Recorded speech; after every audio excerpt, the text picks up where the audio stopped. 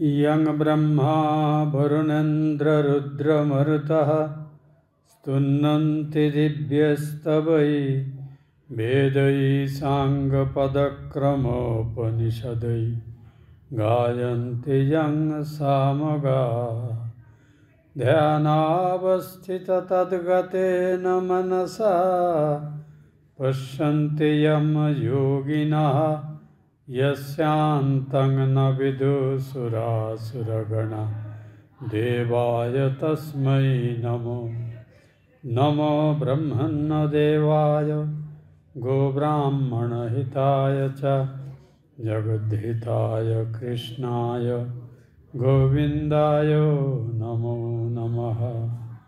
ओम नमो भगवते वासुदेवाय। श्री भगवाনের করুণায় আমরা তাঁর শ্রীমদ্ ভাগবতে বর্ণিত লীলা গাথার নবম স্কন্ধের পঞ্চম অধ্যায়ে আজকে পাঠ শুরু করব। এই পঞ্চম অধ্যায় ঠিক আগে মানে চতুর্থ অধ্যায়ের শেষে আমরা পড়েছি যে রাজা অম্বরীশকে অভিশাপ দিয়ে মানে লঘু পাপে গুরুদণ্ড, ছোট্ট একটা ভুলের জন্য বিরাট অভিশাপ দিলেন। অম্বরীশ ভগবানের আশ্রিত পরম ঈশ্বর নির্ভর অসাধারণ ভক্ত মানুষ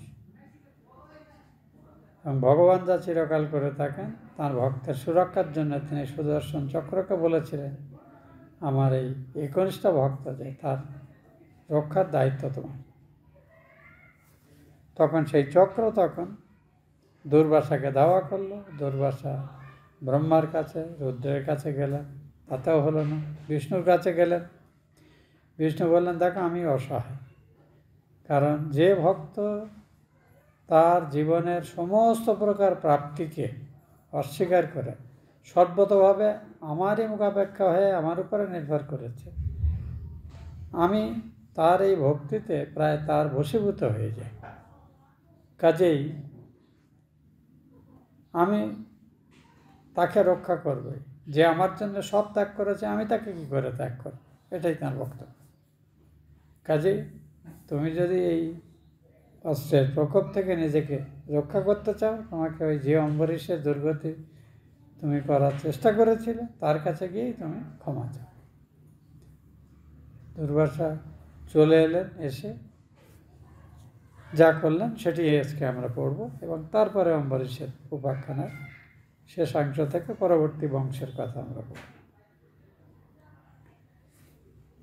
চক্রের উত্তাপে প্রবলিত দুর্বাসা এইভাবে ভগবানের আদেশ প্রাপ্ত হয়ে অত্যন্ত দুঃখিত চিত্তে অম্বরীশের সমীপে ফিরে এলেন এবং তাঁর পদধারণ করলেন। অম্বরীশ তাঁকে স্তব করতে উদ্যত দেখে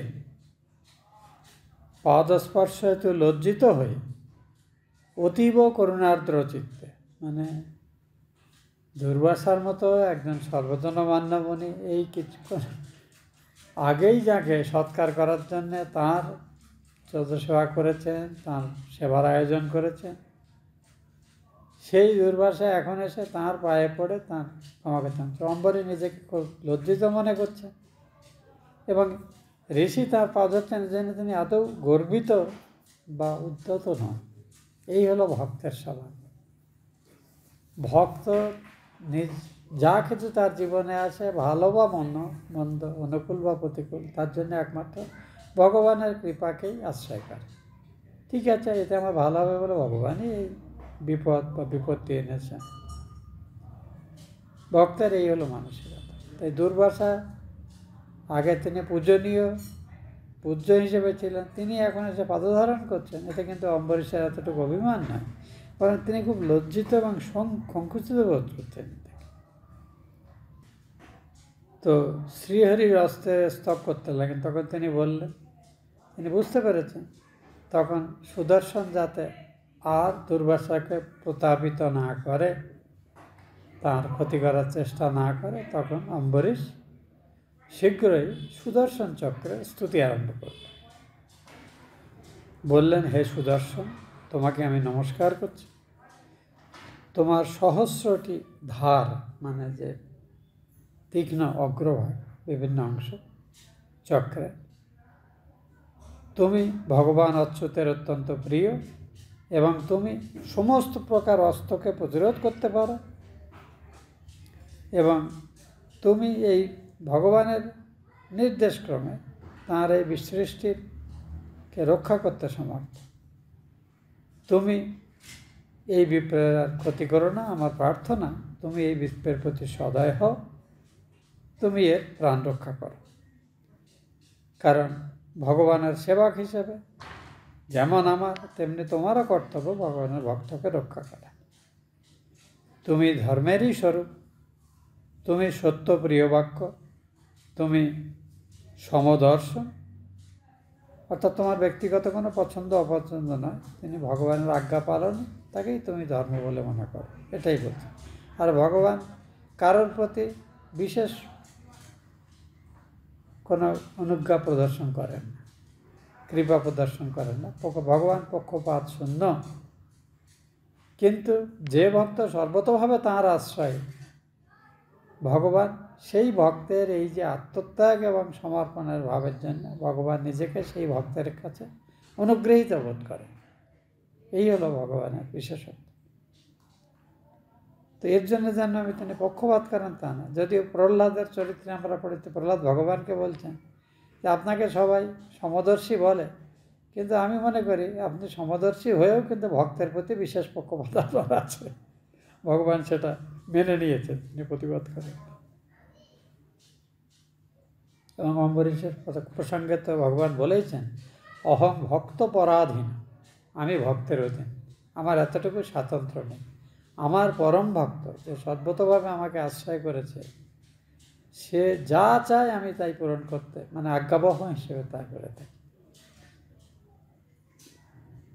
তো এইখানে আমরা আলোচনা করার উদ্দেশ্য একটি, আমরা যেন একে পক্ষপাত বলে মনে না করি।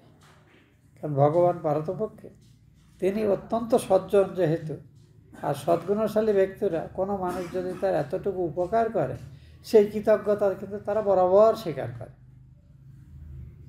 আজকে বিশাল অবস্থায় এসেছেন, কিন্তু তিনি যখন অসহায় ছিলেন সেই মানুষটিকে একটা লোক সাহায্য করেছিল, ছোট্ট সাহায্য, তারপর থেকে তার জীবনের গতি ফিরতে শুরু করেছে। এখন আমরা খুব বড় হয়ে গেলে অনেক সময় আমাদেরই জীবনের প্রতিকূল পরিস্থিতিতে যারা আমাদের সহায় হয়েছিল তাদের অনেককে ভুলে যায় বা সেটা স্বীকার করতে লজ্জাবোধ করি। কিন্তু ভগবান তা না, এখানেই তাঁর ব্যতিক্রম।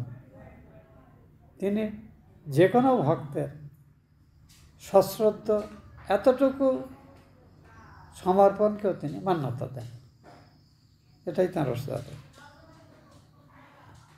তাই বলছেন, তুমি সমদর্শন, তুমি যজ্ঞ এবং অখিল যজ্ঞের ভোক্তা, তুমি লোকপালগণের মধ্যে প্রধান, তুমি ভগবানের পরম সামর্থ্য। সৃষ্টির প্রারম্ভে ভগবান যে শুভদৃষ্টি করেছিলেন এই সৃষ্টির প্রতি, তুমি সেই সুদর্শন, তোমা থেকে এই বিশ্ব উৎপন্ন হয়েছে, এই নিমিত্ত তুমি সর্বাত্মা। হে সুনাভ, নাভ মানে এই চক্রের যে কেন্দ্রবিন্দু, সেটাকে নাভি বলে। হে সুনাভ, তুমি মনের ন্যায় বেগবান এবং অদ্ভুত কর্ম, তুমি অখিল ধর্মের মর্যাদাস্বরূপ। অতএব তুমি অধর্মশীল অসুরগণেরও দহনকারী। তুমি এই ত্রৈলোক্যকে ভগবানের অনুজ্ঞাতে রক্ষা করছো। তোমার তেজ অতি উজ্জ্বল, তোমার সম্পূর্ণ গুণ বর্ণনা করার সামর্থ্য কারোরই নেই, আমারও নেই।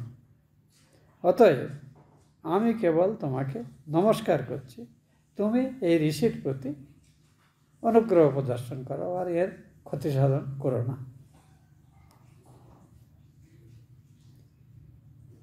হে বাণীরথা, সূর্যাদি তোমার তেজ বিভূতি, তুমি সেই তেজ দ্বারা সর্বচোখের অন্ধকার বিদূরিত করেছ।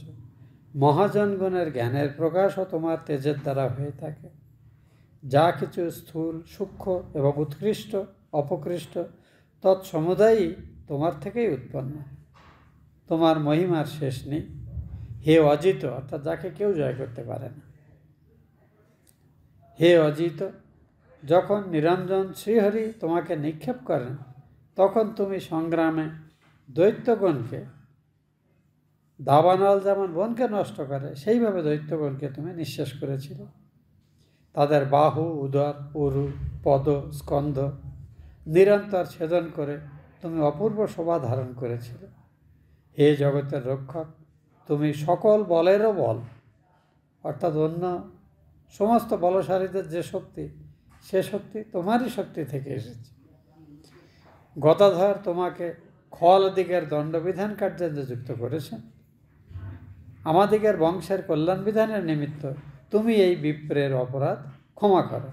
অর্থাৎ ব্রাহ্মণ দুর্বাসা যে আমার প্রতি দুর্ব্যবহার করেছে, যার জন্যে তুমি দুর্বাসার প্রাণনাশে উদ্যত হয়েছে, আমি অনুরোধ করছি তুমি এই বিপ্রের অপরাধ ক্ষমা করো। দেখুন, এই হলো ভক্ত। তার ক্ষতি করার চেষ্টা করেছে, তার প্রাণনাশের জন্য ভক্ত হওয়ার প্রার্থনা করছে। ভগবানের ভক্ত হওয়া এই জন্যে খুব সহজ নয়, খুব কঠিন কাজ। যদি আমি কখনো দান, যজ্ঞ এবং স্বধর্মের অনুষ্ঠান করে থাকি, যদি আমার বংশে বিপ্র এবং দেবতার ন্যায় পূজিত হইয়া থাকেন, তাহলে যদি আমার বংশে বিপ্র অর্থাৎ ব্রাহ্মণেরা দেবতার ন্যায় পূজিত হয়ে থাকেন, যা বাস্তবে তিনি করেছেন, নিজে করেছেন, তাহলে এই দ্বিজ, এই যে তাপ, তোমার প্রচণ্ড তাপে সন্তপ্ত হচ্ছে, সেই সন্তাপ থেকে তিনি মুক্ত হয়ে যান। আমি সর্বভূতে আত্মভাবনা করে থাকি। সর্বগুণের আশ্রয় অদ্বিতীয় ভগবান যদি সেই হেতু আমার প্রতি প্রীত হয়ে থাকেন, তাহলে সেই ভগবানেরই কৃপাতে এই দ্বিজ সন্তাপ থেকে মুক্ত হন। দেখুন, প্রার্থনারও আঙ্গিকটা লক্ষ্য করে, আমি বলছি বলে তুমি নিবৃত্ত হয়ে, আমি যার শক্তিতে শক্তমান সেই ভগবানেরই করুণা হিসেবে তুমি এই দ্বিজকে তার পাপ প্রতাপন থেকে মুক্ত করো, এটাই বলছেন। এতটুকু অহংভাব অম্বরীশের কথার মধ্যে নেই, এটি কিন্তু লক্ষণীয়। ভক্তদের বাচন শৈলী এরকমই হয়। সুখদেব বললেন, হে পরীক্ষিত, বিষ্ণুচক্র সুদর্শন দুর্বাসাকে চতুর্দিক থেকে এতক্ষণ সন্তপ্ত করছিল। এক্ষণে রাজার ঈদৃশ স্তবে এবং প্রার্থনায় শান্ত ভাব ধারণ করল। অনন্তর দুর্বাসা অস্ত্রের তাপ থেকে মুক্ত হয়ে শান্তি লাভ করলেন এবং নরপতিকে বিশেষ রূপে আশীর্বাদ করতে লাগলেন। দুর্বাসা বললেন, হে অম্বরীশ, ভগবানের পরম ভক্তের কি মাহাত্ম্য তা তোমার মাধ্যমে ভগবান আমাকে এই সাক্ষাৎ সহ্য করালেন। যে ভগবানের যা সামর্থ্য, ভগবান সদাই হলে সেই ভগবানের সব সামর্থ্য তার ভক্তের মাধ্যমেও আত্মপ্রকাশ করে, সেটা দেখলাম।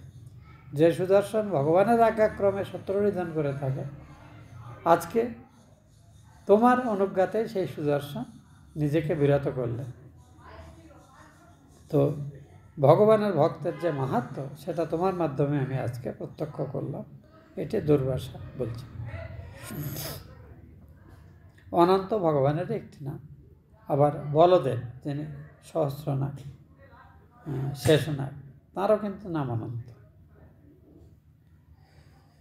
হে রাজন, আমি অপরাধী, তথাপি আপনি আমার জন্য মঙ্গল প্রার্থনা করছেন। যাঁরা যদুকুলের শ্রেষ্ঠ ভগবান শ্রীহরিকে লাভ করেছেন, সেই সকল মহাত্মা সাধুগণের কোনো কাম্য কি দুষ্কর থাকে? অর্থাৎ তারা তাদের প্রার্থিত সব জিনিস স্বচ্ছন্দে পেয়ে যায়, কারণ তারা ভগবানের বংশে জন্মগ্রহণ করেছে। শ্রীহরিকে বলছেন, যাঁরা যদুশ্রেষ্ঠ ভগবান শ্রীহরিকে লাভ করেছেন, সেই সকল মহাত্মা সাধুগণের কোন কাম্য বস্তু অপ্রাপ্ত থাকে? অর্থাৎ সব কিছুই তাদের প্রাপ্ত হয়, কিছুই অপ্রাপ্য থাকে না। অথবা এমন কোন বস্তু আছে যা তাঁরা ত্যাগ করতে পারেন না? এদের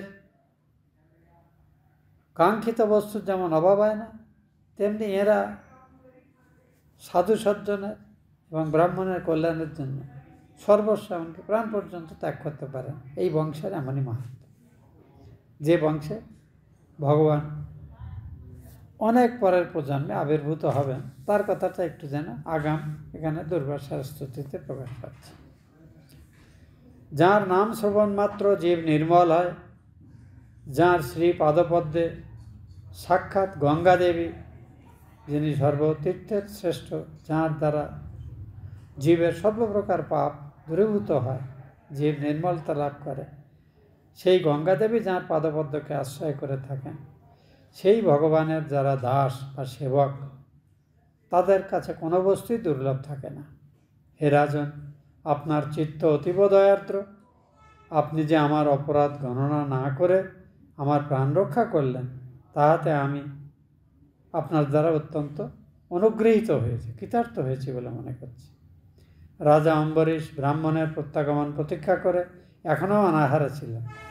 অর্থাৎ যতক্ষণ এই দুর্বাসা ত্রিলোকে ছুটে বেড়াচ্ছিলেন নিজের নিরাপত্তার জন্য ব্রহ্মার কাছে, অত কাছে থাকেন না, খুব দূরেই থাকেন, সেখান থেকে শিবের কাছে, সেখান থেকে বিষ্ণুর কাছে, তারপর এর মধ্যে আমরা পরে পড়ব প্রায় 1 বছর অতীত হয়েছে।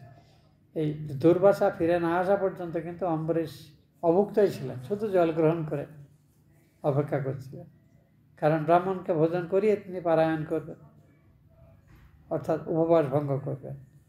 দেখুন, এই যে ব্রতাদি আমরা নিয়ম রক্ষাটা করে থাকি বলে, কিন্তু ঠিকভাবে এগুলো করার নিয়ম বিধি কি, সেগুলোর পরোক্ষ মানে নির্দেশ, আদেশ এবং এগুলো পালনের যে নিষ্ঠা থাকা দরকার, তার পরিচয় কিন্তু আমরা এই রাজাদের বর্ণনা থেকে পাচ্ছি। এবং ভগবানের কৃপায় যারা ভগবানের জন্যে কঠোর তপস্যা করে, না চাইতেও ভগবান তাদের প্রাণ রক্ষা সুরক্ষার জন্য ব্যবস্থা তিনি করে থাকেন। এ হলো তার কৃপা। কাজে ভক্তরা তাদের জীবনে আসা, যারা ঠিক ভক্ত, যারা ভক্ত হয়ে ভগবানের সাথে দোকানদারি করে না, অর্থাৎ দেনা পাওনার নিয়ে চর্চা করে না, শুধু ভক্তি হিসেবেই ভক্তি করে ভগবানকে, কারণ ভগবানে ভক্তি করা জীবের শ্রেষ্ঠতম কর্তব্য, এই বুদ্ধিতে যারা ভগবানের প্রতি ভক্তি করায়, সেই ভক্তরা তাদের আচরণ এই রাজা অম্বরীশের মতোই হয়। তিনি যত বড় না রাজা, তার থেকেও বড় যেন তাঁর ভক্ত সত্তা, এটাই আমরা দেখতে পাচ্ছি। ঋষি বললেন, আপনি পরম ভাগবত, আপনাকে দর্শন করলেও ভগবানকেই দর্শন করার মতো পুণ্য অর্জন হয়। আপনাকে স্পর্শ করলে ভগবানের পাদস্পর্শের যোগ্য পুণ্য অর্জন হয়। আপনার সাথে আলাপ করলে আপনার আতিথ্য, আপনার ভগবানের নিষ্ঠা দেখে আমি কৃতকৃতার্থ হলাম। দুর্বাসার মুখে এই ধরনের কথাবার্তা খুব কঠিন। দুর্বাসা আমরা জানি তিনি রূঢ় ভাষী এবং একটুতেই অত্যন্ত উগ্রতা করেন, কারণ রুদ্রের অংশে দুর্বাসার জন্ম, তার স্বভাবটি বড় বিচিত্র। সেই দুর্বাসা এখন দেখুন ভক্তের সংস্পর্শে এসে মানে কতখানি পরিবর্তিত হয়েছে তার মানসিকতা। আপনার এই পবিত্র কর্ম লক্ষ্য করে স্বর্গে দেবাঙ্গনাগণ মুহুর্মুহু আপনার স্তুতিগান করছেন। এই পৃথিবীও আপনার পাদস্পর্শে পুণ্যবতী হয়েছে এবং যুগ যুগ ধরে এই পৃথিবীর মানুষ আপনার এই মহৎ কীর্তি জগৎ সমক্ষে ঘোষণা করবে। যেমন এই বহু হাজার বছরের সব ঘটনা আজকেও আমরা এই কাহিনী পড়ে অনুপ্রাণিত হচ্ছে। তাই দুর্বাসার এই কথা কিন্তু সত্যি হয়েছে। সুখদেব বললেন, রাজা পরীক্ষিত এইভাবে সন্তুষ্ট হয়ে দুর্বাসা রাজার বহু প্রশংসা করে তার নিকট থেকে বিদায় গ্রহণ পূর্বক আকাশপথে তর্কাতীত ব্রহ্মলোকে ঋষিলোকে গমন করলেন। চক্রের ফলে পলায়িত মণিবরের প্রত্যাগমন আশা করে, অর্থাৎ রাজা গেছেন, মণিবার চক্রের দ্বারা প্রতারিত হয়েছেন, তিনি নিশ্চয়ই ফিরে আসবেন, এই অপেক্ষা করে প্রায় 1 বৎসর অতীত হয়ে গিয়েছিল। রাজা তাঁর দর্শনাকাঙ্ক্ষী হয়ে কেবল জল পান করে জীবন ধারণ করছিলেন। এক্ষণে দুর্বাসা গমন করলে রাজা অম্বরীশ ব্রাহ্মণ ভোজন হেতু অতি পবিত্র অন্ন আহার করলেন। তিনি ঋষির তাদৃশ বিপদপাত এবং তা থেকে নিষ্কৃতি দেখে নিজের ধৈর্য ইত্যাদি যে শক্তির বলে শক্তিমান হয়ে তিনি এতদিন এই পুরো 1 বৎসরকাল অনাহারে শুধু জল গ্রহণ করে থাকতে সমর্থ হয়েছেন, সেটাও ভগবানের কৃপাতেই সম্ভব হয়েছে বলে এর কৃতিত্বও তিনি নিজে দাবি করছেন না, ভগবানকে কৃতিত্ব দিচ্ছেন। দেখুন, তাঁর এই যে ধৈর্যাদি গুণ শ্রী ভগবানেরই প্রভাব বলে অবধারণ করলেন, মানলেন। ইদৃশ বহু রাজা অম্বরীশ এমনি অসাধারণ বহু গুণে আকর ছিলেন এবং তিনি ভগবানের ভক্তগণের মধ্যে অন্যতম শ্রেষ্ঠ ভক্ত বলে ভক্ত সমাজে পরিগণিত। ইদৃশ বহু গুণের আধার সেই রাজা অম্বরীশ পরমাত্মা ব্রহ্ম বাসুদেবে ক্রিয়াকলাপের ফল সমর্পণপূর্বক ভক্তি পোষণ করেছিলেন এবং ভক্তি হেতু তিনি ব্রহ্মার লোকে যে সমস্ত উৎকৃষ্ট ভোগ্যবস্তু আছে তৎসমুদায়কেও নরক তুল্য মনে করে সেগুলো প্রত্যাখ্যান করে শুধু ভগবানের ভক্ত হিসেবে ভগবানের সেবা করার জন্য করে। এটি কিন্তু ভাগবতের যে ভক্তি কথা বলা আছে, যে ভগবানের সেবাই ভক্তের শ্রেষ্ঠ কাজ। ভক্ত নিজের মুক্তি পর্যন্ত চায় না, শুধু সে ভগবানের সেবাধিকার চায়, এছাড়া সে জীবনে আর কিছুই চায় না। তার জীবন যেন শুধু ভগবানের সেবাতে ব্যয়িত হয়, এটিই ভক্তের শ্রেষ্ঠ প্রার্থনা। তার জন্য তো হাজারবার জন্মাতে হয়, বিবিধ জনিতে, এমনকি হীন জনিতে জন্ম হয়, ভক্তের তাতে কোনো আপত্তি নেই। কিন্তু ভক্তের প্রার্থনা যে জনিতেই তার জন্ম হোক, তার মন যেন ভগবানের পাদপদ্মে নিবিষ্ট থাকে, এই প্রার্থনা। আপনারা মন্ত্রগুলো খুঁটিয়ে পড়েছেন কিনা জানি না, কিন্তু দেখবেন আমাদের দুর্গা পূজা বা কালী পূজার শেষে বিসর্জনের যে ওই তন্ত্রধারক এবং ওই যারা যোগাড়াতা এরা যে তার বিগ্রহ প্রদক্ষিণ করে, ওই ঘন্টা বাজাতে বাজাতে সামনে গঙ্গা জল ছেটানো হয়, প্রদক্ষিণ করে। এই সময় যে মন্ত্রগুলো পাঠায়, এই মন্ত্র অত্যন্ত সুন্দর। ওর মধ্যে একটি মন্ত্র এই অর্থেই আছে যে হে ঈশ্বর, হে দেবী, যে দেবতারই বিসর্জন করা হচ্ছে পূজা আনতে, তার কাছে প্রার্থনা করা হয় যে আমার কর্মফলে এই জন্মের পর এই শরীর চলে গেলে আমি কোন দেহ লাভ করব আমি জানি না, কিন্তু যে জনিতেই আমি, সেটা মনুষ্যজনী হোক, ইতর ভূতজনী হোক, যাই হোক, কিন্তু সে নিয়ে আমি চিন্তিত নেই। কিন্তু আমার মন যেন এতটুকু তোমার পাদপদ্ম থেকে বিচলিত না হয়। এই হলো ভক্তের প্রার্থনা। সুখদেব বললেন, অনন্তর মনস্বী অম্বরীশ নিজেরই তুল্য সদ্গুণশালী চরিত্রবান পুত্রদের উপরে নিজের রাজ্যভার সমর্পণ করে বানপ্রস্থ গেলেন এবং সেখানে ভগবান বাসুদেবের ধ্যান জপ তপস্যা করতে করতে পরিশেষে সেই ভগবান বাসুদেবের চিত্ত সমাহিত করে তিনি দেহত্যাগ করলেন। যিনি ভূপতি অম্বরীশের এই পুণ্য উপাখ্যান সংকীর্তন এবং পুনঃ পুনঃ ধ্যান করবেন, তিনি ভগবানের ভক্ত হবেন। যারা মহাত্মা অম্বরীশের চরিত্র ভক্তিভারে শ্রবণ করেন, তাদের সকলের বিষ্ণুর প্রসাদে মুক্তি লাভ করে থাকেন। তো এখানেই রাজা অম্বরীশের উপাখ্যান শেষ হচ্ছে। এরপরে অম্বরীশের পরবর্তী মনু বংশের যাদের রাজাদের কথা, কারণ এখানে একটা শ্লোক আপনাদের আমি আগেও বলেছি যে স্বাভাবিকভাবে সংক্ষেপে পুরাণের 5টি লক্ষ্য: স্বর্গস্য, প্রতিস্বর্গস্য, বংশ মন্বন্তরাণি চ, বংশানুচরিতং চৈব পুরাণম পঞ্চলক্ষণম। স্বর্গ মানে হলো প্রথমেই সেই প্রলয় শরীরে অনন্ত নাগশয্যায় শায়িত বিষ্ণুর নাভিকমল থেকে ব্রহ্মার উৎপত্তি, ব্রহ্মার থেকে এই জগতের সৃষ্টি, এই সৃষ্টির থেকে আরও পরপর সৃষ্টি যেগুলো, এবং একটা সময় গিয়ে প্রলয়, এসব কিছুর বর্ণনা পুরাণে থাকে। প্রতিসর্গ হলো সৃষ্টির থেকে যে সৃষ্টি, অর্থাৎ সেকেন্ডারি এবং টার্সিয়ারি যে ক্রিয়েশন, এবং পরিশেষে এই সৃষ্টি যখন শেষ হচ্ছে, ব্রহ্মার আয়ুষ্কাল শেষে মহাপ্রলয় হচ্ছে। এর আগে ছোট ছোট খণ্ড প্রলয় থাকে, সেসব আমরা পড়েছি পুরাণে কিছু, যতটা আশা করি কিছু কিছু আপনাদের মনে আছে, সবটা মনে রাখা সম্ভব না অবশ্যই, খুব জটিল জিনিস। তো এই স্বর্গ এবং প্রতিসর্গ, বংশ মানে ঋষিদের বংশ, এবং মনু, এরা ভগবানের থেকে প্রথম আবির্ভাব। এদের থেকে কী করে শুধু মানুষ নয়, মানুষ, মনুষ্যতার প্রাণী, গ্রহ, নক্ষত্র যা কিছু সৃষ্টি হচ্ছে এগুলো সবাই কিন্তু প্রতিসর্গের মধ্যে পড়ে। তো এই মনুর যে বংশ, ঋষিদের বংশ চলে এবং এই প্রখ্যাত রাজাদের মধ্যে থেকে যারা রাজর্ষি হয়েছেন, প্রখ্যাত রাজরা, সেই বংশের বর্ণনা, বংশানুচরিত। আমরা পুরাণের বাকি অংশ পড়েছি, এখন কিন্তু আমরা বংশানুচরিতই পড়ছি। পরীক্ষিতের প্রশ্নের উত্তরে মনুর বংশে যারা যারা সব বিখ্যাত রাজারা এসেছেন তাদের কিছু বর্ণনা দেওয়া হচ্ছে। তার মধ্যেই আমরা এই অম্বরীশের উপাখ্যান পেলাম। তো অম্বরীশের পরের যারা বংশ আসছে তাদের কথা এখন বলা হবে। এটা আমরা 6ষ্ঠ অধ্যায়ে প্রবেশ করছি। অম্বরীশের তাঁরই মতো সদ্গুণ সম্পন্ন 3 পুত্র ছিল। এদের নাম বিরূপ, কেতুমান এবং শম্ভু।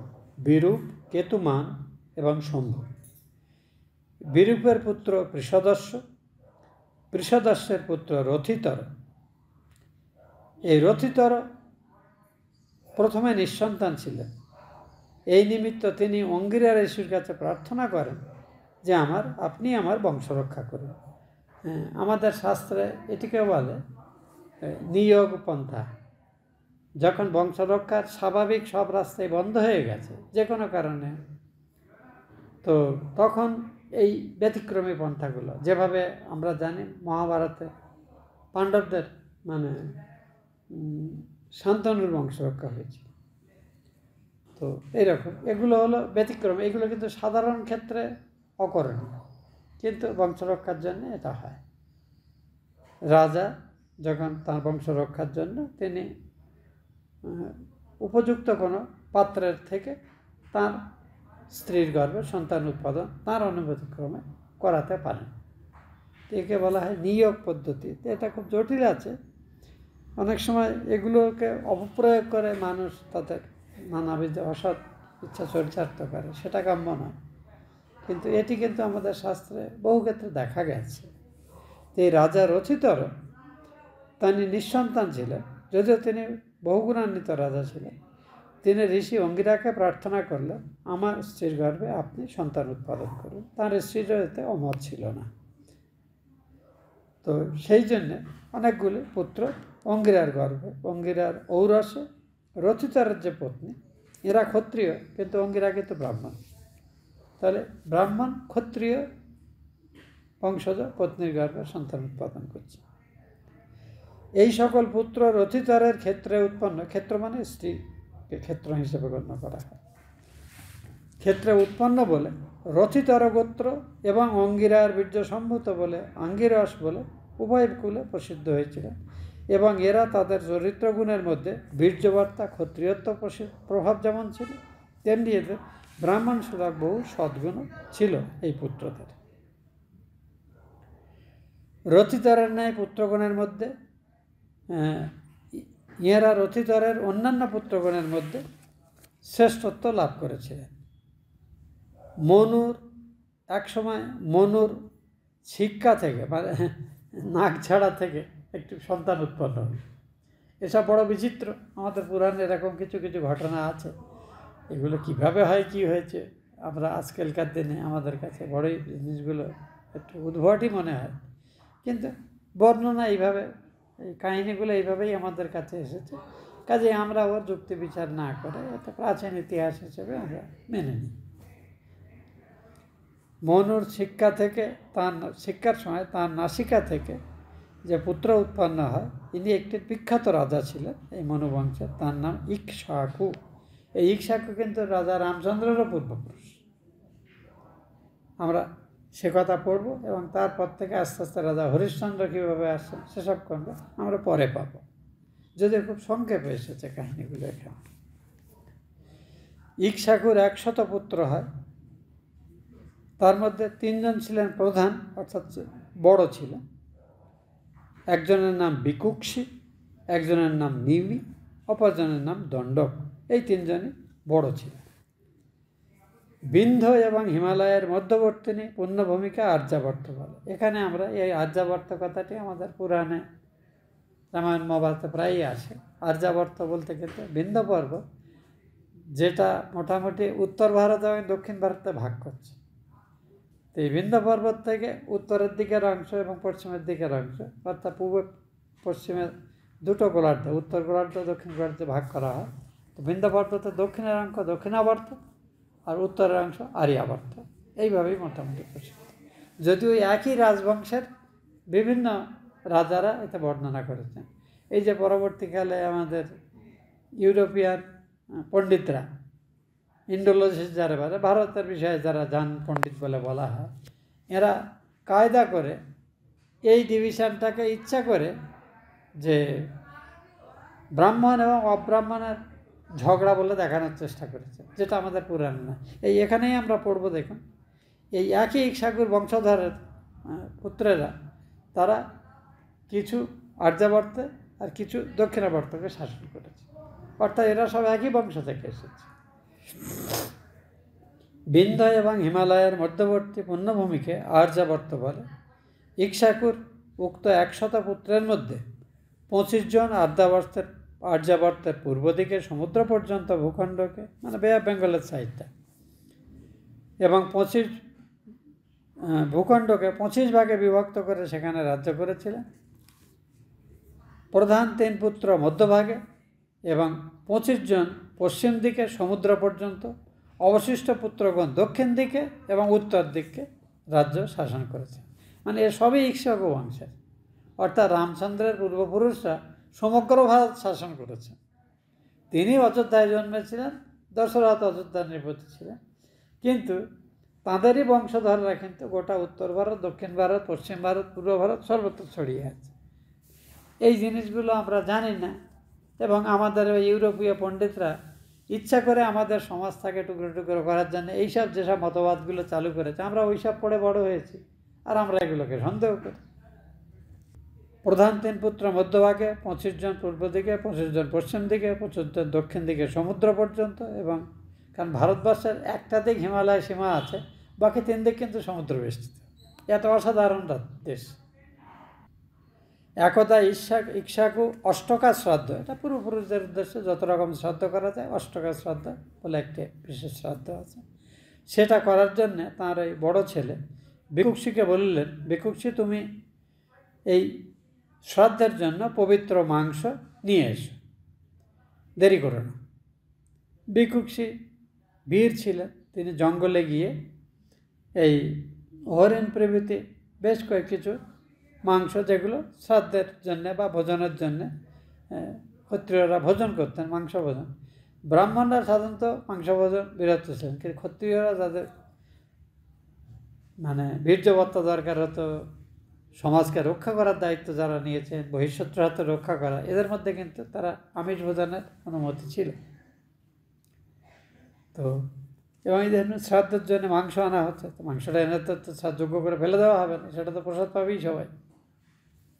তিনি শ্রাদ্ধের নিমিত্ত পবিত্র মাংস আহরণ করছেন।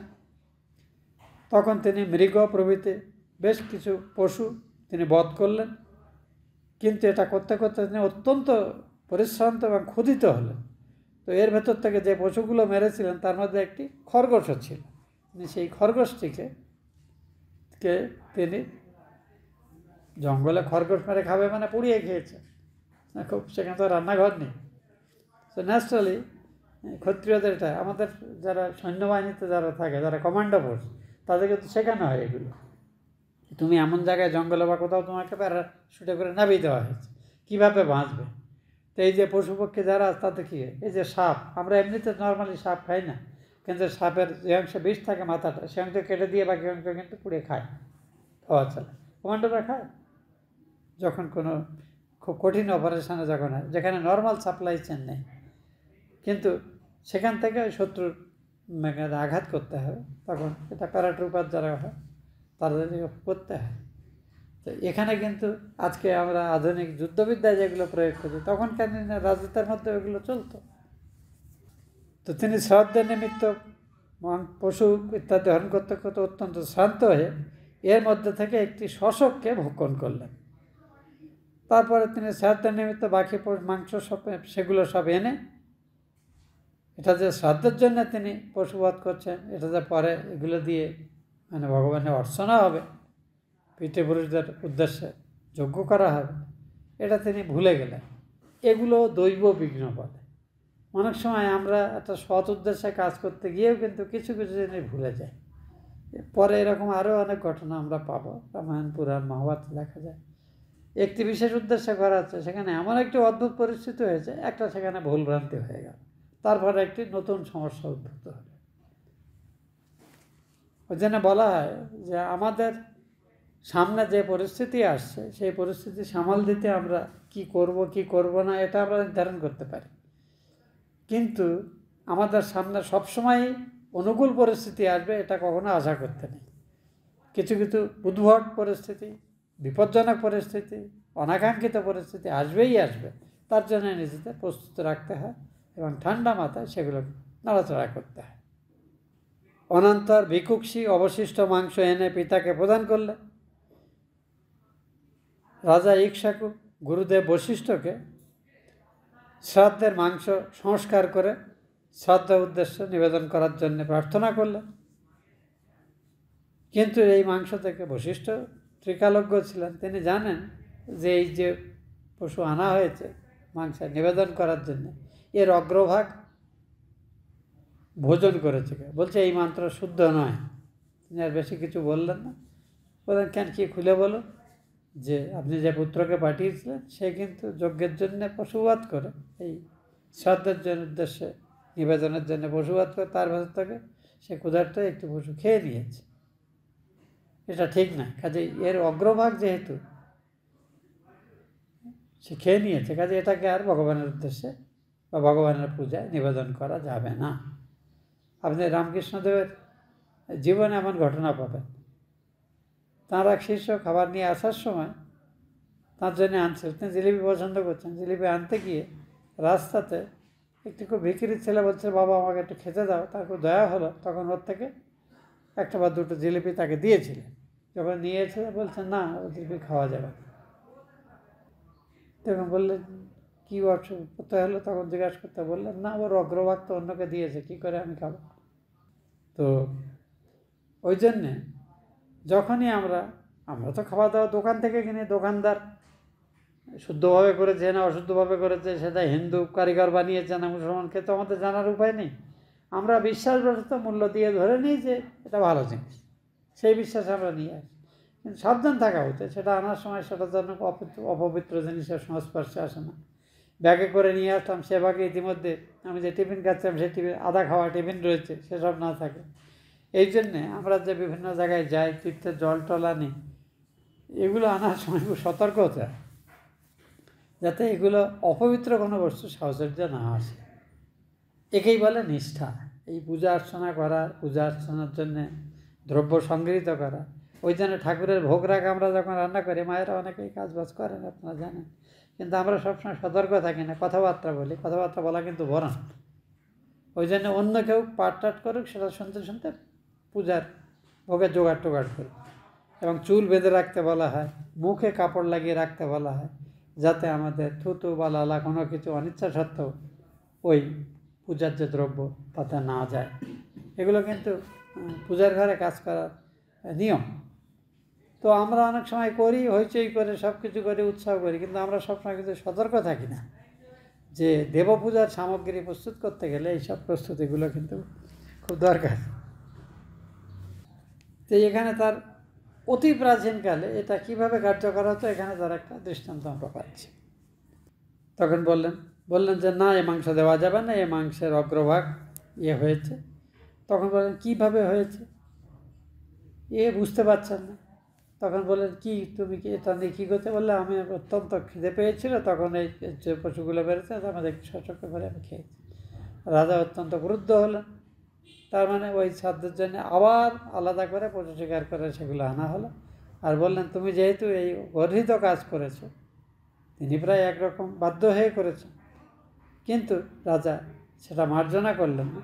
তখন তিনি তার রাজ্য থেকে বললেন, তুমি আমার এই রাজ্যের এই সীমার থেকে এই এলাকার বাইরে গিয়ে বাস করো। তিনি রাজপুত্রে তার থাকার অধিকার কেড়ে নিলেন রাজা।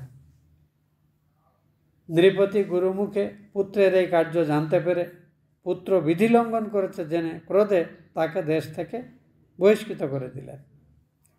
রাজা ইক্ষ্বাকু গুরু বশিষ্ঠের সহিত তত্ত্ববিচারে প্রবৃত্ত হলেন। তারপরে যথাবিধি অন্য বিকল্প আবার জিনিসপত্রে যাগযজ্ঞটজ্ঞ করা, এবং তিনি ওই গুরুর সাথে শাস্ত্র বিচারাদি করতে, শাস্ত্রচর্চা, ধর্মচর্চা ইত্যাদি করতেন। এইসব করতে করতে আর কিছু পরে তিনি তার শরীর ত্যাগ করলেন। যোগনিষ্ঠ হয়ে গুরুর নির্দেশক্রমে বানপ্রস্থে গেলেন। বানপ্রস্থে সেখানে সাধন ভজন করে নিজের শরীর মনকে শুদ্ধ করে তিনি দেহত্যাগ করলেন। পিতা পরলোকে গমন করলে ভিক্ষুকসি তখন পিতার গমন ফিরে এলেন। যেহেতু তিনি জ্যেষ্ঠপুত্র ছিলেন, স্বাভাবিকভাবে তিনি দীর্ঘকাল এই পৃথিবী পালন করলেন, শাসন করতে থাকলেন এবং বিবিধ যাগযজ্ঞ ইত্যাদির অনুষ্ঠান করলেন এবং ভগবান শ্রীহরির আরাধনাও করলেন এই যাগযজ্ঞাদির মাধ্যমে। তো তাকে শশাদ নামে ডাকা হতো। শশাদ মানে শশ মানে শশা, খরগোশ, অদ মানে অন্ন, যিনি শশক ভক্ষণ করেছিলেন, ওই জন্য তার থেকে শশাদ এই নাম তার ছিল। যদিও এটা তার পক্ষে একটি নিন্দনীয় অপবাদ সূচক হয়েছিল, কিন্তু যেহেতু তিনি এটি করেছেন তো তাকে শশাদও বলা হতো। তার মানে যারা তার প্রতি খুব অনুকূল ছিল না তারা তাকে শশাদ বলত, শত্রুরা এই বলে তাকে ভৎসনা করত। অর্থাৎ তাকে স্মরণ করিয়ে দেবে, তুমি একসময় যজ্ঞের জন্য, শ্রাদ্ধের জন্য পশুবধ করতে গিয়ে তার থেকে অগ্রভাগ খেয়ে নিয়েছিলে। তো আমাদের সমাজে এই একটি সমস্যা, আমরা বহু ভালো কাজ করি, মানুষ সেটা মনে রাখে না, কিন্তু যদি একটা ভুল কাজ করে ফেলি না, সেটা নিয়েই মানুষ সারা জীবন ধরে আমাদের কথা শোনাতে থাকে। এই হলো মানুষের এক বড় বিচিত্র চরিত্র।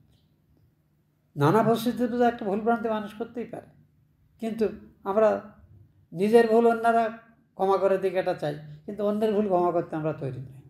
কি বিচিত্র মানব স্বভাব দেখুন। ভগবান এমন সব পরস্পর বিরোধী দোষ এবং গুণ দিয়ে মানুষকে তৈরি করেছে যে এই জীবনটাকে খুব নীতিনিষ্ঠভাবে, আদর্শনিষ্ঠভাবে কাটানো অতি কষ্টকর ব্যাপার। খুব সতর্ক না হলে আপনি কোথায় গিয়ে হয়ে যাবে কিছু বলতে পারবেন না। তারপরে বহু দীর্ঘকাল রাজত্ব করে তারপরে তিনি দেহত্যাগ করলেন। তার পুত্র ছিল পুরঞ্জয়। এই পুরঞ্জয় অত্যন্ত বিখ্যাত রাজা ছিলেন এবং অসাধারণ বীর ছিলেন। কিন্তু এই পুরঞ্জয়ের আর দুটি নাম ছিল, একটি ছিল ইন্দ্রবাহ আর একটি নাম ককুৎস। এই দুটি নাম পুরঞ্জয়, অর্থাৎ আমাদের ভিক্ষুকসির পুত্র পুরঞ্জয়। কিন্তু রাজা পুরঞ্জয়ের আরও দুটো অভিধা ছিল, যেটি তিনি তার অসাধারণ বীরত্ব সুলভ কাজকর্মের জন্য পেয়েছিলেন। যেসব কর্ম করবার জন্য তিনি উক্ত নাম পেয়েছিলেন সেটা আপনাকে বলছি, পরীক্ষিতকে বলছেন, শুনুন। একবার দানবদের সঙ্গে দেবতাদের ভয়ঙ্কর যুদ্ধ হয় এবং সেই যুদ্ধে প্রায় গোটা পৃথিবী ধ্বংস হওয়ার উপক্রম হয়।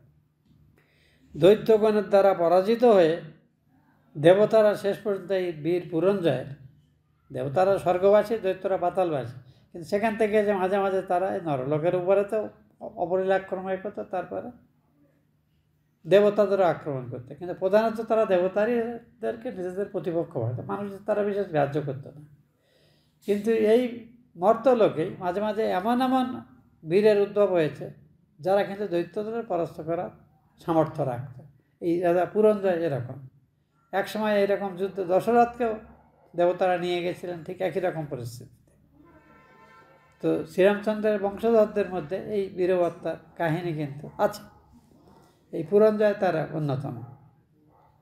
মানে যে যুদ্ধে দেবতাদের যুদ্ধ করার সময় কইকেয়ী সঙ্গে ছিলেন এবং রাজার প্রাণ রক্ষায় সহায়ক হয়েছিলেন, যার জন্য রাজা বর দেবেন বলেছিলেন। তো লক্ষ্য করুন যে এই যে মনুর এই বংশধররা, এরা অনেক সময় মানুষ হিসেবে গণ্য হলেও এরা অনেক সময় দেবতাদেরও সহায়তা করেছেন। দেবতারা তাদের সহায়তা নিয়েছেন নিজেদের সম্পদ রাজ্যাদি রক্ষার জন্য, অসুরদের হাত থেকে রক্ষা করার জন্য। তো একবার দানবদের সঙ্গে দেবতাদের মানে বিশ্বনাশে ভয়ঙ্কর যুদ্ধ হয়েছিল। তাতে দেবগণ দৈত্যদের দ্বারা পরাজিত হয়ে পুরঞ্জয়কে তাদের সহায় হওয়ার জন্য বললেন যে, রাজা পুরঞ্জয়, আপনি আমাদের রক্ষা করুন। পুরঞ্জয় একটা অদ্ভুত শর্ত দিলেন। যদি ইন্দ্র আমাকে কাঁধে করে বহন করেন তাহলে আমি দেবতাদের হয়ে যুদ্ধ করবো, অন্য কোনো শর্ত না। আমি দৈত্যদের বধ করার জন্য আমার সর্বশক্তি দিয়ে আমি যুদ্ধ করবো, কিন্তু আমার কন্ডিশন একটাই, টাকা পয়সা কিছু দিতে হবে না, কিন্তু ইন্দ্রকে আমাকে কাঁধে করে বয়ে নিয়ে যেতে হবে। ইন্দ্র তো কথার প্রস্তাবটা শুনে ভীষণ লজ্জা পেয়ে গেলেন, কিন্তু রাজ্য সম্পদ রক্ষার ব্যবস্থা কী করবেন? তখন নারায়ণকে গিয়ে বললেন যে বলে এটা দৈব নির্দিষ্ট, তোমার কিছু ভুলভ্রান্তি আগে ছিল, তার জন্য তোমার এই দুর্ভোগ হচ্ছে। তো তুমি একটা বিশাল ষাঁড়ের রূপ নাও, আর তোমার সেই ষাঁড়ের পিঠে বসে রাজা পুরন্দর যুদ্ধ করবে। তো যখন বিষ্ণু অনুমোদন করলেন, ইন্দ্র বললেন ঠিকই আছে, আপাতত আমরা সমস্যায় পড়েছি যখন পুরন্দরের শর্ত মেনে নেই। তখন যদি ইন্দ্র আমার বাহন হন তাহলে আমি দৈত্যদের বধ করতে পারি। ইন্দ্র লজ্জিত হয়ে প্রথমত অসম্মত হলেন, তারপরে দেবদেব বিশ্বআত্মা প্রভু বিষ্ণুর আদেশে একটি বিশাল ষাঁড়ের আকার ধারণ করলেন এবং পুরঞ্জয় যুদ্ধ করবার জন্য কবচাদি ধারণ করে বিশাল তোর নিয়ে তখন দৈত্যদের সাথে যুদ্ধ করতে গেলেন সেই ষাঁড়ের পিঠে চড়ে। এবং বিষ্ণু সূক্ষ্মভাবে তার সমস্ত যে বিভূতি শক্তি নিয়ে রাজা পুরঞ্জয়ের মধ্যে প্রবেশ করে পুরঞ্জয়কে অসুরদের অজেয় করে তুললেন। ভগবান যার সহায় হন সে সর্বক্ষেত্রে জয়ী হবে, এতে কোনো সম্বন্ধ। হে রাজন, অনন্ত ঋষিগণ উত্থিত হয়ে দেখলেন পুরঞ্জয় যুদ্ধ করবার জন্য কবচ ধারণ করলেন এবং দিব্য ধনুক এবং অত্যন্ত শানিত বাণ এসব নিয়ে তিনি সেই বৃষে আরোহণপূর্বক কোকুদে, বৃষের এই যে কাঁধ যেটা থাকে পুছুয়ে সেটাতে বসে ভর করে অবস্থান করতে লাগলেন। এই কোকুদে অবস্থান করেছেন বলেই তাকে বলা হয় কোকুৎস্থ, যিনি কোকুদ অর্থাৎ ষাঁড়ের কাঁধে অবস্থান করেছেন। তিনি মহাপুরুষ বিষ্ণুর তেজে তেজস্বী হয়ে দেবতাদের সঙ্গে পশ্চিম দিকে দৈত্যদের পুর অবরোধ করলেন। দৈত্যগণের সহিত তাঁর তুমুল যুদ্ধ হলো, মানে গা লোম খাড়া করে দেওয়ার মতো যুদ্ধ, প্রচণ্ড যুদ্ধ। যেসব দৈত্য রণে তার সম্মুখীন হলো তিনি শানিত অস্ত্র দিয়ে তাদের সবাইকেই যমলোকে প্রেরণ করলেন, অর্থাৎ হত্যা মেরে ফেললেন। অবশিষ্টরা আহত হয়ে তাঁর এই তীব্র বাণের যে প্রকোপ সহ্য করতে না পেয়ে পালিয়ে গিয়ে পাতালে চলে গেল। সেই রাজা যিনি পরবর্তীকালে তাঁর তপস্যা গুণে ঋষিত্ব অর্জন করেছিলেন, তাই রাজর্ষি পুরঞ্জয় পুর জয় করেছেন বলে তাঁর পুরঞ্জয়ের নাম সার্থক করলেন এইভাবে। এবং দৈত্যগণের স্ত্রী এবং ধনসমূহ ইন্দ্রকে তখন দান করলেন। পুরঞ্জয় দেবতাদের যুদ্ধ করলেন, কিন্তু ওই অসুরদের কাছ থেকে নেওয়া সম্পদ কিন্তু তিনি কিছু নেননি, সবটাই দেবতাদের দিয়ে দিয়েছেন। পুরঞ্জয়ের অনেনা নামে এক পুত্র হয়। এই অনেনার পুত্রের নাম পৃথু। এই পৃথু, কয়েকজন পৃথুর ঘটনা আমাদের পুরাণাদিতে আছে। একজন পৃথু তো খুবই বিখ্যাত, তার কথা আমরা ভাগবতের প্রথম দিকে পড়েছি, যিনি এই পাহাড়াদি সমতল করে এই চাষযোগ্য ভূমি তৈরি করেছিলেন। ওই জন্যে পৃথিবীকে পৃথুর কন্যা বলে তাকে পৃথিবী নামকরণ হয়েছে। পৃথুর নাম হয় পৃথিবী। তো ইনি আর একজন পৃথুর পুত্রের নাম বিশ্বগন্ধি, তার পুত্র চন্দ্র, চন্দ্রের পুত্রের নাম যুবনাশ্য। এই যুবনাশ্য খুব বিখ্যাত রাজা ছিলেন।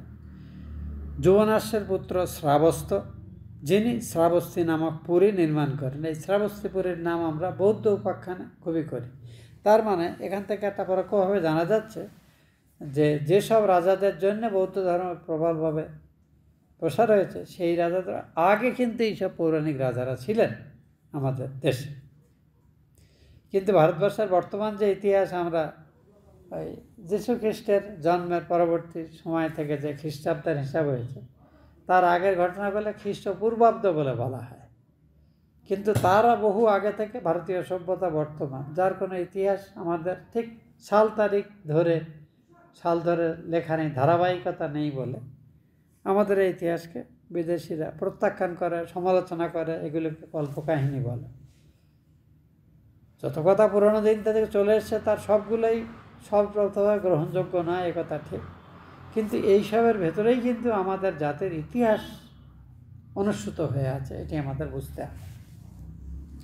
কাজেই এই সনাতন ধর্মগ্রন্থাদির মধ্যে যে জীবনবোধ, জীবনশৈলী, অত্যন্ত উচ্চ আদর্শ অনুসূত আছে, যেটা বেদে মূলত প্রতিপাদিত হয়েছে, সেই জিনিসগুলোর সঙ্গে সঙ্গতিপূর্ণ জিনিসগুলো আজও প্রযোজ্য এবং আজও আমাদের মানতে হবে। তারই জন্য এই ইতিহাস পুরাণ পড়ে এর যে অংশ অযৌক্তিক আমাদের মানার দরকার নেই, কিন্তু যে অংশ যুক্তিপূর্ণ, প্রাণদায়ী, উৎসাহদায়ী, উদ্দীপনা সঞ্চার করে, সেই জিনিসগুলো আমাদের পালন করলে আমাদেরই কল্যাণ হবে। স্বামী বিবেকানন্দের এটি পরামর্শ। তো এই যুবনাশ্বের পুত্র শ্রাবস্তী নামক পুরী নির্মাণ করেন। শ্রাবস্তের পুত্রের নাম বৃহদর্শ, বৃহদর্শের পুত্র কুবলায়াস্য। মহাবীর কুবলায়াস্যক উতঙ্ক ঋষির প্রিয় সম্পাদন নিমিত্ত নিজের 21,000 পুত্রের সপ্রশ, 21,000 ছেলেমেয়ে পরিবৃত হয়ে ধুন্ধু নামক অসুরকে বধ করেছিলেন বলে তার নাম হয় ধুন্ধুমার। এই রাজা কুবলায়াস্যক, তার আরেকটি নাম ছিল ধুন্ধুমার। এই ধুন্ধুমার নামক আরেকজন ধুন্ধুমারের কাহিনীও কিন্তু পুরাণে আছে। এই ধুন্ধু নামক দৈত্যকে তিনি বধ করেছিলেন। ধুন্ধু অসুরের মুখাগ্নি দ্বারা তাঁর পুত্র সকল দগ্ধ হইয়াছিল। অর্থাৎ এর সেই মুখ দিয়ে হা করলে, নিঃশ্বাস চালে, তার নিঃশ্বাসের সঙ্গে আগুন বেরোত। সেই আগুনে এর বহু পুত্র দগ্ধ হয়েছিল, কিন্তু 3 জন মাত্র অবশিষ্ট ছিল। এই 3 জনের নাম দৃঢ়াস্য, কপিলাস্য এবং ভদ্রাস্য। এই 3 জনের নামে কিন্তু ভারতবর্ষের বিভিন্ন অঞ্চল আছে। দৃঢ়াস্য, কপিলাস্য এবং ভদ্রাস্য। এর রাজন দৃঢ়াস্যের পুত্রের নাম হর্যস্য, হর্যস্যের পুত্রের নাম নিকুম্ভ, নিকুম্ভের পুত্রের নাম বহুলাস্য। এই বহুলাস্যের এক পুত্র ছিল। বহুলাস্য হইতে কৃশাস্যের জন্ম হয়। এই বহুলাস্যের পুত্রের নাম কৃশাস্য। আর সেনজিৎ কৃশাস্যের পুত্র। সেনজিৎ থেকে যুবনাশ্বের জন্ম হয়। যুবনাশ্বের শত ভার্যা সত্ত্বেও কোনো পুত্র না হয় তিনি দুঃখিত চিত্তে ভার্যাগণের সহিত বনে গমন করেন। দয়ালু ঋষিগণ তাঁর পুত্র লাভের জন্যে ইন্দ্রের উদ্দেশ্যে একটি বড় যজ্ঞ করেন। তো রাজা যুবনাশ্ব রাত্রিতে ওই যজ্ঞ যখন চলছে এবং প্রায় শেষ হয়ে এসেছে, সেই সময় একদিন রাত্রিতে তাঁর ভয়ঙ্কর তৃষ্ণা পেল। এরকম কিন্তু একটি দৈব সংগঠন, যেটা অপ্রত্যাশিতভাবে ঘটেছে এবং এরপরে নতুন একটি উপদ্রব উপস্থিত হচ্ছে, যেটা বলছিলাম একটু আগে আমি। রাজা যুবনাশ্ব রাত্রিতে অত্যন্ত তৃষ্ণার্ত বোধ করে জলের নিমিত্ত খোঁজ করলেন। যজ্ঞগৃহে ঢুকলেন, দেখলেন ব্রাহ্মণেরা যজ্ঞ শেষে ক্লান্ত হয়ে শুয়ে আছেন। তা দেখে তিনি আর তাদের ঘুম ভাঙালে তারা রুষ্ট হবেন অথবা তাদের অসুবিধা হবে ভেবে নিজেই খুঁজছেন কোথায় জল আছে খাবেন।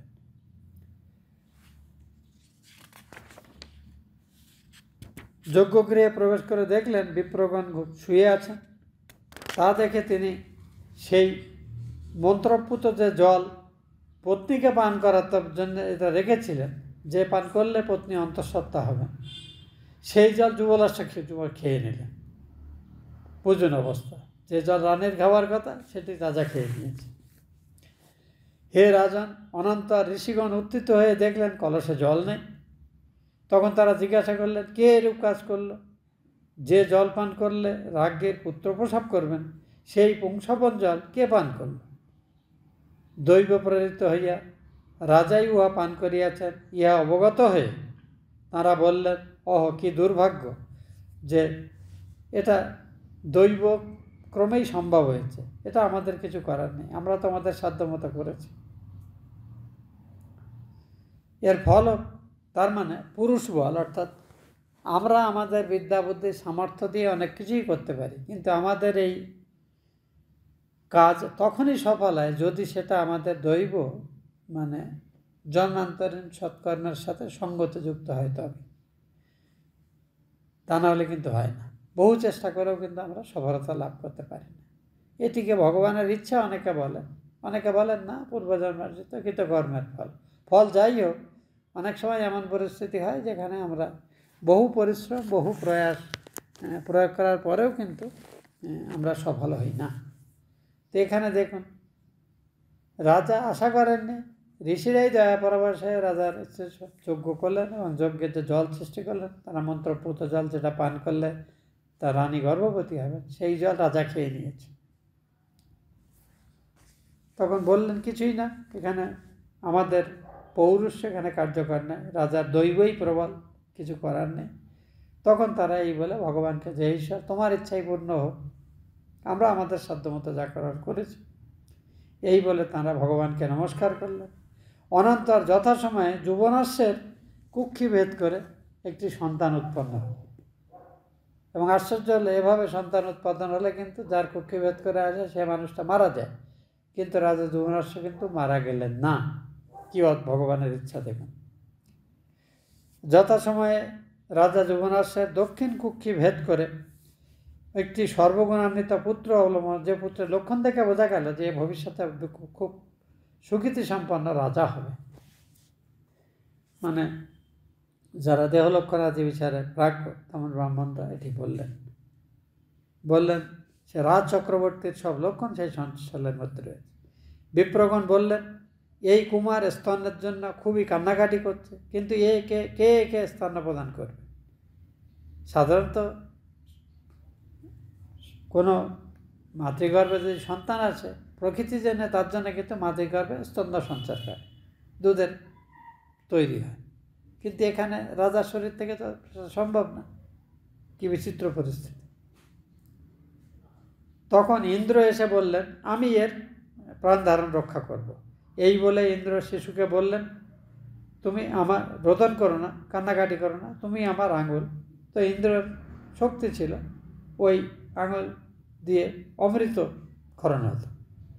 তখন তিনি স্বীয় তর্জনী শিশুর মুখে প্রদান করলেন, শিশুর প্রাণ রক্ষা হলো। যুবনাশ্বের কুক্ষি বিদীর্ণ হয়েছিল, তথাপি ব্রাহ্মণগণ এবং ওই যে স্থানে ব্রাহ্মণরা দীর্ঘকাল তপস্যা করে সেই স্থানের প্রভাবে যুবনাশ্ব কিন্তু শরীর রক্ষা করে তিনি যে বেঁচে থাকলেন। হে রাজন, ইন্দ্র ওই কুমারের নাম ত্রশদস্যু রাখলেন, কারণ এই কুমার পরবর্তীকালে খুব শক্তি সামর্থ্য সম্পন্ন রাজা হয়েছিল, তার নাম হয়েছিল মান্ধাতা। তো ইন্দ্র এই সন্তানের নাম ছোটবেলাতেই দিয়েছিলেন এবং এর প্রাণ রক্ষা করেছিলেন, কারণ এই রাজা ভবিষ্যতে এই পৃথিবীর অশেষ কল্যাণ সাধন করবেন, এটা তিনি জানতেন। অনন্তর যুবনাশ্বের পুত্র রাজ চক্রবর্তী মহাবীর মান্ধাতা অচ্যুতের, অর্থাৎ ভগবান নারায়ণের শক্তি সামর্থ্যবান হয়ে এই সপ্তদ্বীপবর্তী পৃথিবী শাসন করতে লাগলেন। তিনি অত্যন্ত সদ্গুণশালী ছিলেন, যাগযজ্ঞ করেছিলেন এবং তিনি বেদাদি শাস্ত্রেও পারদর্শী ছিলেন এবং তিনি সাধন ভজন করে তত্ত্বজ্ঞানও লাভ করেছেন।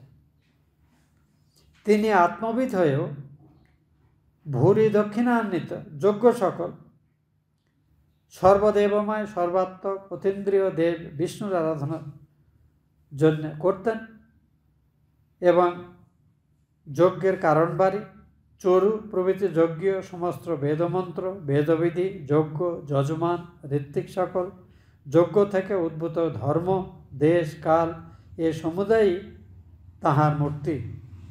অর্থাৎ যজ্ঞর, এই যে আমরা ব্রহ্মার্পণাম ব্রহ্ম হবি ব্রহ্মাগ্ন ব্রহ্মণাহুতাম ইত্যাদি যে শ্লোক গীতার পড়ি আমরা খাবারের সময়, এতে যে ভাবটি আছে, এখানে কিন্তু এই যজ্ঞ এবং যজ্ঞের জন্য আহুত দ্রব্য সকল যা কিছু যারা যজ্ঞ করছে এরা সবাই কিন্তু ভগবান বিষ্ণুরই অংশ, এরকম ভাবনা করা হয়। আর এটি তত্ত্ব। বলা হচ্ছে তিনি আত্মবিদ হয়েও বহু দক্ষিণা সমন্বিত বহু যাগযজ্ঞ দ্বারা সর্বাত্ম সর্বদেবময় অতীন্দ্রিয় দেবতা বিষ্ণুর আরাধনা করলেন। যজ্ঞের কারণ চরু প্রভৃতি যজ্ঞীয় দ্রব্য বেদমন্ত্র বেদবিধি যজ্ঞ যজমান ঋত্বিক সকল যজ্ঞ থেকে উদ্ভূত ধর্ম দেশ কাল এ সমুদায়ই কিন্তু ভগবানেরই প্রকাশ। যেখানে সূর্য উদিত হন এবং যেখানে অস্তগমন করেন এই সমস্ত প্রদেশ যুবনাশ্ব পুত্র মান্ধাতার ক্ষেত্র বলে অভিহিত। অর্থাৎ মান্ধাতা সারা পৃথিবী শাসন করতেন এবং ইনি অতি প্রাচীন, যার পরে আমরা কোনো কথা খুব পুরোনো কাল থেকে চলে আসছে বলার জন্য একটা প্রবাদ ব্যবহার করি, আর এই তো মান্ধাতার আমল থেকে চলে আসছে। মান্ধাতা অতি প্রাচীন রাজা এবং মান্ধাতার রাজ্যের রাজধানী ছিল এখন যেটা ওই শিবক্ষেত্র ওঙ্কারেশ্বর আছে, এইটা মান্ধাতার মানে রাজধানী ছিল বলে বলা হয়। নৃপতি মান্ধাতা স্বীয় ভার্যা শশবিন্দুর দুহিতা বিন্দুমতির গর্ভে 3 পুত্র উৎপাদন করেন। তাঁদের নাম পুরুকুৎস, অম্বরীশ। অম্বরীশ কিন্তু এদেরই পূর্বপুরুষ একজন, কিন্তু আপনার মান্ধাতার একজন ছিলেন নাম অম্বরীশ। পুরুকুৎস, অম্বরীশ, মুচুকুন্দ। অনেক সময় এমন হয় আমরা আমাদের পূর্বপুরুষদের কারোর নামে সন্তানদের নাম রাখি, কারণ তারা তো বহুকাল আগে বিগত হয়েছে। এবং মুচুকুন্দ, এই মুচুকুন্দের কাহিনী আমরা যখন শ্রীকৃষ্ণের জীবন চরিত্র পড়ব সেখানে পড়ব। ইহাদিগের মধ্যে মুচুকুন্দ যোগী ছিলেন। ইহাদের 50টি ভগিনী সৌবরীকে পতিত্ববরণ করেন। তার মানে মান্ধাতার 3টি পুত্র ছিল এবং 50টি কন্যা ছিল, এবং এই 50টি কন্যা সবাই রাজা সৌবরীকে স্বামী হিসেবে বরণ করে। তো এর পরের অংশ আমরা পরের দিন পড়ব। আমরা রাজবংশের বংশ বিচিত্র, তো রাজবংশ তো বহু বিচিত্র, তো তার মধ্যে থেকে সংক্ষেপে মোটামুটি মুখ্য রাজা যাদের জীবনের সঙ্গে খুব উল্লেখযোগ্য কাহিনী, প্রেরণাদায়ক কাহিনী যুক্ত, সেইগুলোই আমাদের এখানে বলা হচ্ছে। এটাই হলো পুরাণের বংশানুচরিত, এই যে লক্ষণটি, সেটির সমর্থনে এই সব চরিত্রগুলিকে বিভিন্ন পুরাণে বিভিন্ন বংশচরিত আছে। আবার একই ঘটনা একাধিক পুরাণেও পাওয়া যায়, এমনও আছে। আজকে আমরা এখানে শেষ করছি।